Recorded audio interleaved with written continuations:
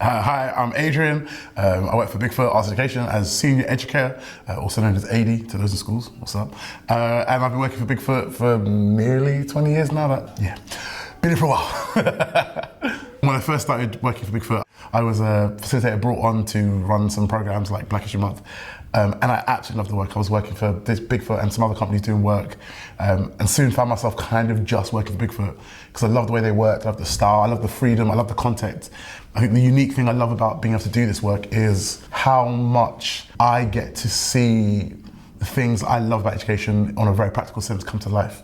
Watching young people become part of a village and schools being these communities where people grow and flourish and fly is something I've absolutely loved. And more than anything, I get to explore parts of education I think that as a kid, I wish someone had done for me. I get to find parts of education that I love and just bring them to life. I talk a lot about this idea of a village, Ubuntu.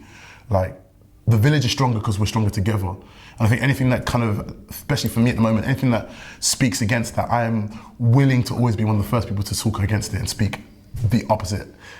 There's that quote that says, a child who does not feel the warmth of the village will burn it down to feel heat.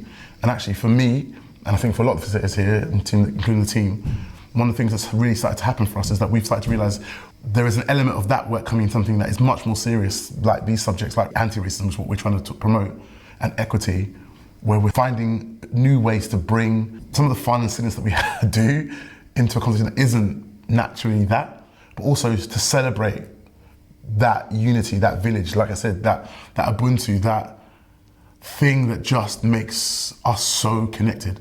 And in a city like the one I'm currently standing in, it fascinates to me that young people live these two worlds where they create these little communities in school but are hearing messages outside that kind of are starting to go against that. And I really, on a very personal note, I love the fact that we're becoming a company who are starting to champion and very openly say, you are a village.